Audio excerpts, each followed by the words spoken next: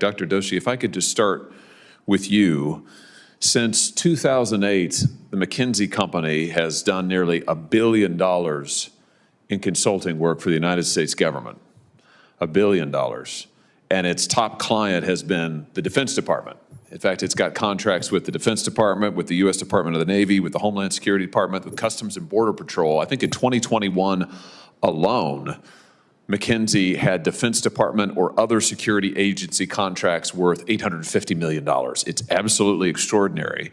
And yet, at the same time, they're also doing business with the Chinese government. They are simultaneously taking $1 billion from the United States and its security agencies and also getting money from not just China in general, from the Chinese government and Chinese-controlled entities. Explain to us why that is a problem. I think any normal American who's sitting out there and hears that would be absolutely outraged by it, and rightly so. Why are they getting taxpayer money advising our military and simultaneously advising the Chinese military? But just explain to us, why is this a national security concern? Well, thank you, Senator Hawley. I agree this is a national security concern. I would go further. I mean, the nature of the work that McKinsey did reportedly involved helping China consider how to outcompete U.S. technology firms, how to strengthen Made in China 2025. The goal was to help them advance their goals for technological dominance. And that is directly at odds with the interests not just of the U.S. government, but also of the corporate clients they had in the United States that they were also advising. So there's a clear conflict of interest there. And it's also, the kind of conflict of interest that even if McKinsey had exercised better judgment about the projects it took on, other firms doing business in China are getting raided by the Chinese government. Oftentimes, that means that their data is no longer secure. And if they have U.S. client data on those servers, well, that's now Chinese data. So there's a lot of concerns, I think, that we can raise here. One is the nature of the work. Another is being a vector for the transfer of information and data. And there's a third concern, too, which is that some of these firms have mutually irreconcilable obligations to the United States and to China. China's basically saying, if you want to comply with the subpoena from this committee, you can't, because we have a data security law saying you can. That's three different kinds of conflicts beyond the one, Senator, that you just identified. Well, that's terrific. As we think about the different things that McKinsey has advised China on, they are, for example, a major proponent and promoter of China's Belt and Road Initiative. So here they are, again, taking $1 billion in contracts from the United States military, simultaneously advising China on their Belt and Road Initiative, which is meant to undermine our military and also to undermine American companies all across the world. McKinsey has advised 9 of the top 15 Chinese contractors for the Belt and Road Initiative as of 2018. I mean, it's shameless when you think about it. It is absolutely shameless. Interestingly, I recently obtained a document related to a contract, just to give one example, involving semiconductors. So semiconductors, McKinsey entered into a contract with the U.S. government, our Defense Advanced Research Project Agency, DARPA, in 2021 related to semiconductors. The DoD asked McKinsey if there was any conflict that they might have with the Chinese government. According to these documents recently released to me pursuant to a FOIA request, McKinsey submitted documentation that said that there were no conflicts at all. And in fact, as we now know, they were simultaneously advising the Chinese government on a very similar project. I mean, this to me, it seems like such common sense. The chairman and I wrote to the GAO asking for an analysis of the conflict of interest law and analysis of the procurement and contract awarding process to see if there were any strictures, limitations in current law that would prevent companies like McKinsey from simultaneously making billions from the United States and making billions on China. That report has just come back just a couple of days ago. And what it shows is that there are no such restrictions in United States law currently, which is why our legislation, the Time to Choose Act, which the chairman and I co-sponsored together, introduced and passed this committee almost unanimously, I think only one no vote, is so important because it would prevent what we see on this poster behind me.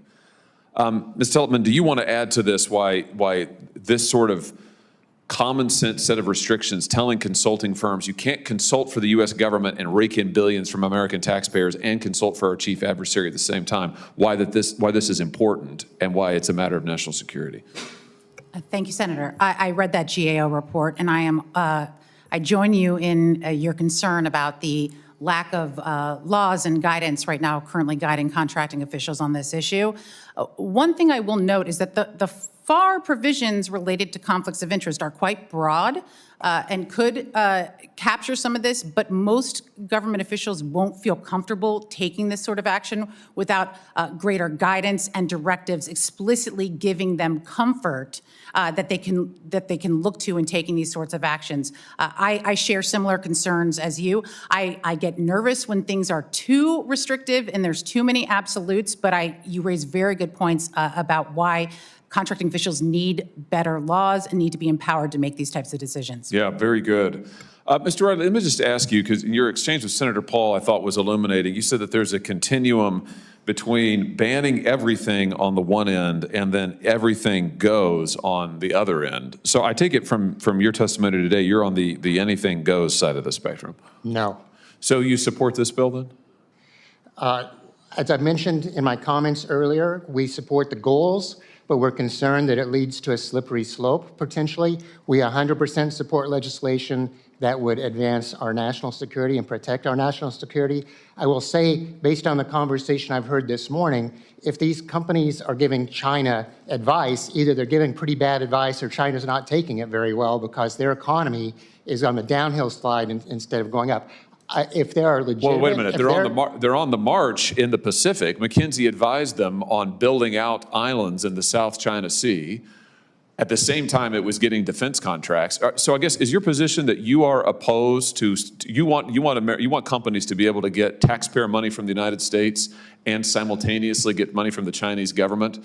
That's fine? My concern, Senator, is how do you differentiate between that, how you draw the line between that, and a soybean farmer, which depends on China for its exports and simultaneously... The soybean farmer isn't advising the Chinese military on how to take over the United States. I come from a state where our #1 agricultural product is soybeans. Right. We are a state of soybean farmers, and I can tell you, I think they would take great offense to you comparing them to a consulting firm that is taking $1 billion in money from the United States military while simultaneously advising the Chinese military on how to harm the United States. Are you saying that soybean farmers harm the security interests of the United States? I think that's a ridiculous position. As I said, with respect to 232 national security legislation, it starts out here. The next thing you know, we're restricting trade with the UK, with Israel, with our allies. That's not how do you know that's not going to happen again? That's all I'm asking. We need to have guardrails to make sure that our soybean farmers and other producers aren't harmed like we have been in recent years by our trade policy. I think that's the most, frankly, absurd instance of whataboutism. It makes just listening to you say it refutes itself. I'm not talking about hypotheticals. I'm talking about what has actually happened, and I don't want to see that repeat. You're talking about something that is not in this bill, and you're equating soybean farmers with a consulting firm that is advising the Chinese military. It's absolutely absurd. I'm equating national security. And here security. you are opposing, in the name of, you represented taxpayers, you are here testifying in favor, apparently, of allowing a company to take tax money. This is tax money. This is $1 billion in taxpayer money McKinsey is raking in, while also going to our chief adversary, selling our secrets essentially, and making money from them. What could be worse for the American taxpayer? I can't think of anything, which is why this bill passed overwhelmingly in this committee. And I thank you all for your testimony today. Thank you, Senator Peters, again for your hard work on this and support. I appreciate it, and thanks for holding this hearing.